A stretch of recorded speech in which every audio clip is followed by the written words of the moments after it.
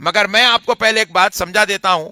میرے پیارے آقا مدینے کے تاجدار دونوں عالم کے مختار سید الابرار صلی اللہ علیہ وسلم ارشاد فرماتے ہیں، اور آقا کا یہ قول بخاری شریف کے اندر موجود ہے. نبی پاک علیہ السلام نے فرمایا ہر نبی اس دنیا سے تشریف لے جاتے تو ان کے لے جانے کے بعد ان کی امت شرک میں مبتلا ہو جاتی، اور میں اس دنیا سے بے فکر ہو کر جا رہا ہوں کہ میرے بعد میری امت شرک میں مبتلا نہیں ہوگی. میرے بعد میری امت شرک میں مبتلا نہیں ہوگی. یہ کون کہہ رہے ہیں؟ نبی پاک صلی اللہ علیہ وسلم فرما رہے ہیں کہ میرے بعد میری امت شرک میں مبتلا نہیں ہوگی. اب یہ لوگ جو مبتلا کرتے پھر رہے، اللہ تعالیٰ ان کے لیے خیر کا معاملہ کرے. امت میں شرک کا وجود نہیں ہوگا کے سلسلے میں بخاری سے بعض لوگوں نے حدیث بیان کی. تو آپ دیکھیے، جو پہلی دو باتیں میں نے بیان کی تھی، اہل باطل کا طریقہ کیا ہوتا ہے؟ ایسی دلیل دیتے ہیں جو قابل اعتبار نہیں ہوتی ہے، یا پھر کیا کرتے ہیں، ایسی دلیل دیتے ہیں جو خود معتبر ہوتی ہے لیکن اس سے وہ سمجھتے غلط بات ہیں، صحیح طور سے اس کو نہیں سمجھتے ہیں. آئیے دیکھتے ہیں وہ صحیح حدیث کون سی ہے. وَإِنِّي اور میں وَإِنِّي وَاللَّهِ مَا أَخَافُ عَلَيْكُمْ أَن تُشْرِكُوا بَعْدِي، اور مجھ کو اللہ کی قسم اس بات کا ڈر نہیں کہ تم میرے بعد شرک کرو. میرے بعد شرک کرو گے، اس چیز کا مجھ کو ڈر نہیں. وَلَكِنْ أَخَافُ عَلَيْكُمْ أَن تَنَافَسُوا فِيهَا، لیکن مجھ کو یہ ڈر ہے کہ تم میرے بعد خزانوں میں، حکومتوں میں، عہدوں میں، دنیا میں تم ایک دوسرے پر حرص کر کے آگے بڑھنے کی کوشش کرو گے، ایک دوسرے سے دنیا میں کمپٹیشن کرو گے، دنیا کی حرص تم پر چھا جائے گی. مجھ کو اس بات کا ڈر ہے، تمہارے اندر دنیا کی حرص آ جائے گی، یہ ڈر ہے. یہ ڈر مجھ کو نہیں ہے کہ تم میرے بعد شرک کرو گے. بولے مل گئی نا دلیل. امام البخاری نے الجنائز میں اس کو روایت کیا ہے اپنی کتاب صحیح البخاری میں. کتاب الجنائز میں امام البخاری نے حدیث بیان کی ہے. تو اب اس حدیث سے بات معلوم ہو رہی ہے کہ آپ نے دو باتیں بیان کی. ایک، مجھ کو اس بات کا ڈر نہیں کہ تم میرے بعد شرک کرنے لگ جاؤ، لیکن مجھ کو یہ ڈر ہے کہ تم دنیا میں کھو جاؤ اور دنیا کی حرص کرنے لگ جاؤ اور ایک دوسرے سے دنیا میں آگے بڑھنے کی کوشش کرنے لگو. تو اب بعض لوگوں نے کہا اب اور کیا چاہیے آپ کو؟ اس میں کیا ہے؟ مجھے ڈر نہیں کہ تم میرے بعد شرک کرنے لگو. تو ڈر نہیں ہے.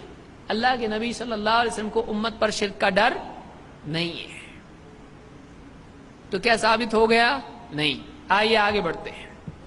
پہلے تو یہ دیکھتے ہیں کہ خود حنفی علماء جن کو مانتے ہیں اور شافعی علماء جن کو مانتے ہیں، ان کو یہ حدیث کچھ الگ سمجھی یا ایسی سمجھی.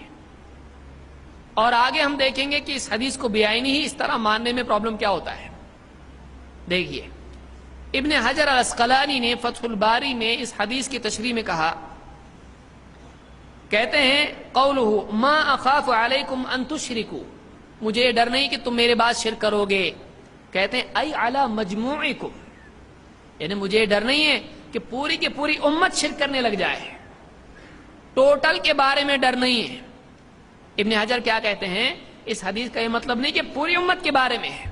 کہتے ہیں اس کا مطلب یہ ہے کہ مجھے یہ ڈر نہیں ہے کہ پوری کی پوری امت شرک کرنے لگ جائے. ای علی مجموعکم لأن ذلك قد وقع من البعض اعاذنا اللہ تعالی.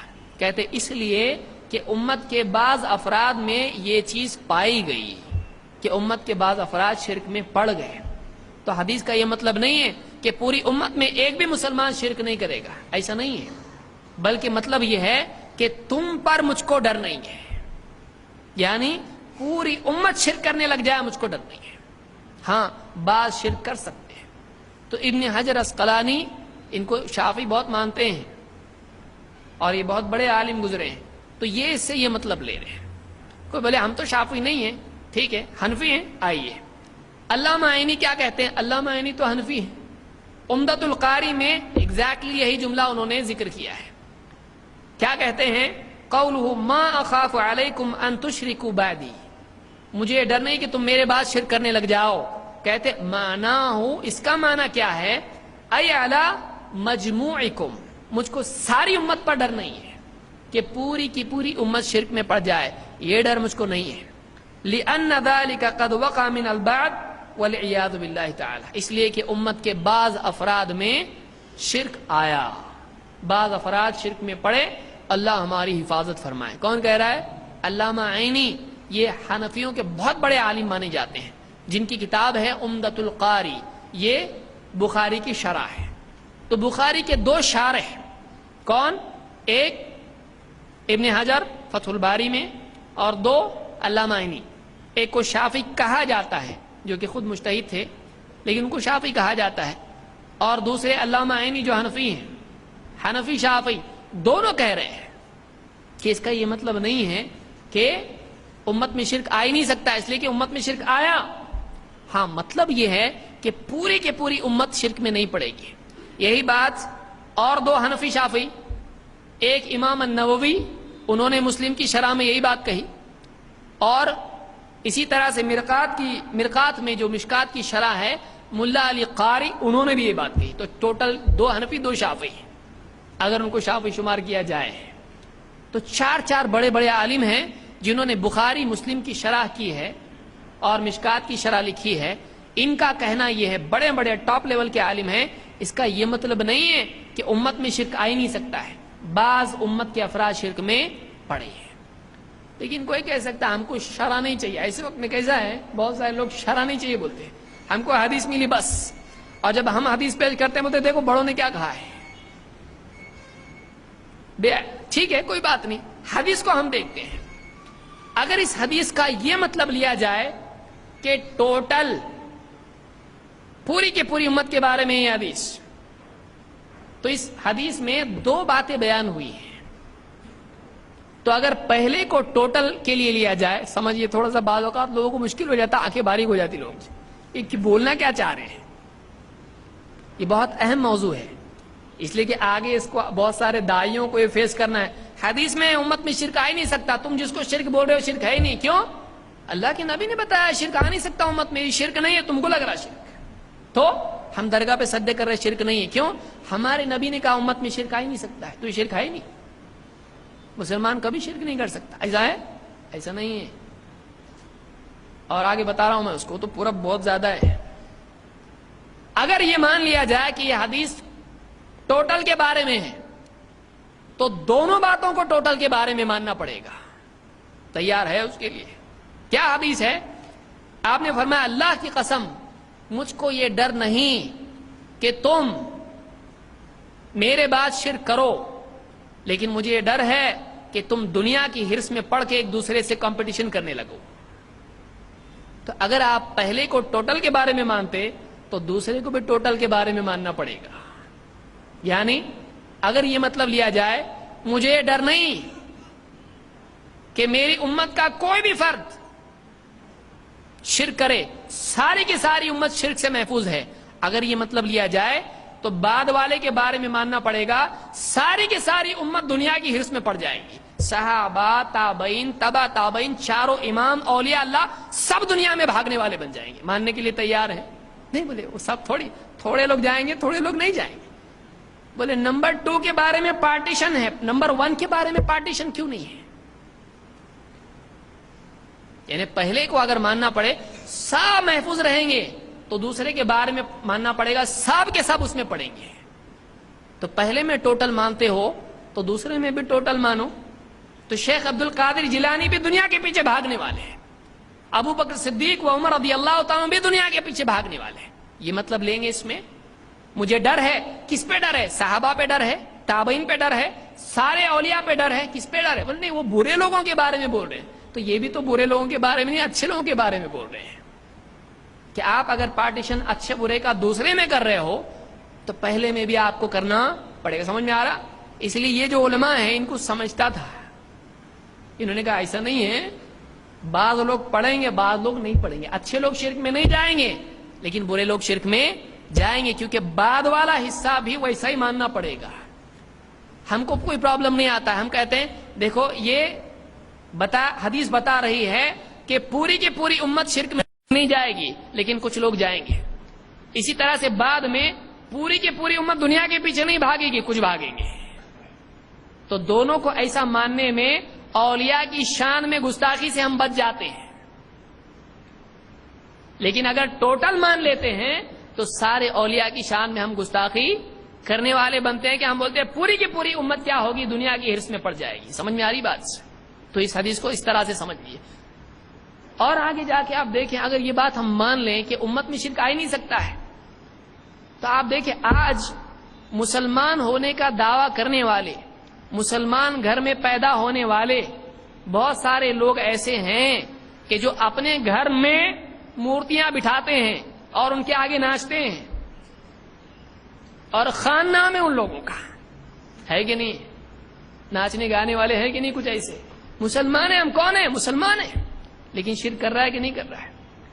بہت سارے ایسے لوگ ہیں جو ایجوکیشن کی فیلڈ میں, سیاست کی فیلڈ میں, کسی اور فیلڈ میں ہیں, وہ کسی نہ کسی اعتبار سے جھکتے ہیں, شرک کرتے ہیں, اور اس کو کچھ فریڈم سمجھتے ہیں, برابری سمجھتے ہیں. ہم سیکولر ہیں لیکن مسلمان ہیں.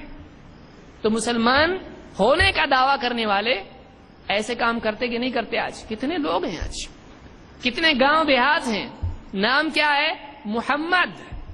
کیوں؟ باپ نے رکھا بھائی, لیکن سر کہاں جھکا رہا؟ بت کے آگے مندر میں جا کے جھکا رہا ہے کہ نہیں؟ ایسے دیہاتوں کے اندر آپ اس کو کیا بولیں گے؟ آج امت میں چیز پائی جاتی ہے, آپ اس کا انکار کیسے کر سکتے ہیں؟ کوئی مجنون یا ایک ایسا آدمی جس کو زمین پہ کیا چل رہا ہے معلوم ہی نہیں ہے, وہی آدمی دعویٰ کر سکتا ہے کہ مسلمانوں میں شرک نہیں آ سکتا ہے. ہمارا کہنا یہ ہے کہ یہ ممکن ہے کہ ایک مسلمان جہالت کی وجہ سے, نہ جاننے کی وجہ سے ایسا کام کر بیٹھے جو شرک ہو.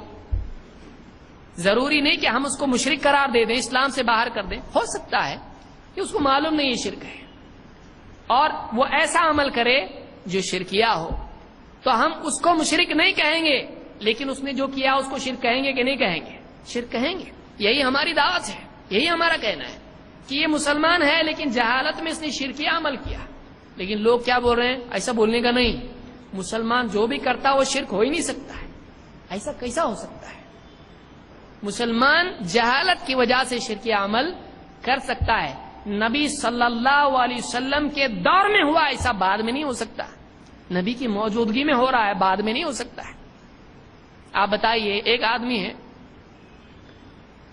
ایک آدمی کو مشرک بولنا ایک الگ چیز ہے, اور مسلمان ہے جہالت میں شرک کر بیٹھنا ایک الگ چیز ہے. مثال کے طور پر ایک آدمی غلطی سے پانی سمجھ کے شراب پی لیا, اس نے, اس کو شرابی بولیں گے آپ؟ بولے تو شرابی ہے, بہت ڈینجر آدمی ہے, غلطی سے پیا بھائی اس نے. لیکن دوسرا آدمی کیا ہو رہا؟ غلطی سے پیا تو شراب نہیں ہے, ہاں جان بوجھ کے پیا تو شراب ہے. ایسا ہوتا؟ ایک آدمی غلطی سے شراب پی جائے تو کیا پیا بولیں گے آپ؟ آب زمزم پیا. بولے غلطی سے پیا نا, شراب کیسا ہو سکتا ہو؟ وہ شراب ہی نہیں تو یہ شراب بھی نہیں. ایسا ہوتا؟ بولے بھائی یہ شرابی آدمی نہیں, بہت نیک آدمی, مولانا ہی ہے, لیکن انہوں نے کیا کیے, ہوٹل میں گئے, کسی نے گلاس لا کے رکھ دیا, پی لیے, جم برابر جم شرابی. تو وہ شراب ہے, شراب ہی اس نے پی, لیکن یہ آدمی شرابی نہیں ہے. سمجھ میں آ رہی بات؟ تو ایک مسلمان ہے, غلطی سے شرک کر سکتا ہے, وہ شرک ہی رہے گا, لیکن یہ مشرک نہیں ہوگا. سمجھ میں آئی بات؟ تو ایسا ہو سکتا کیا؟ لوگ بولتے ہیں ایسا نہیں ہو سکتا, مسلمان کبھی شرکی عمل کر ہی نہیں سکتا, نہ جان بوجھ کے نہ غلطی سے. یہ کہاں سے لائے آپ؟ یہ قرآن و سنت میں نہیں ہے, اس سے ہٹ کے ہے کہ امت میں ایسے افراد ہوں گے جو غلطی سے شرک کریں گے, اور ایسے بھی ہوں گے جو جان بوجھ کے شرک کر کے اسلام سے نکل جائیں گے. کون بولتا ہے ایسا؟ آئیے آج کے درس میں اسی کا جائزہ ہم لیتے ہیں.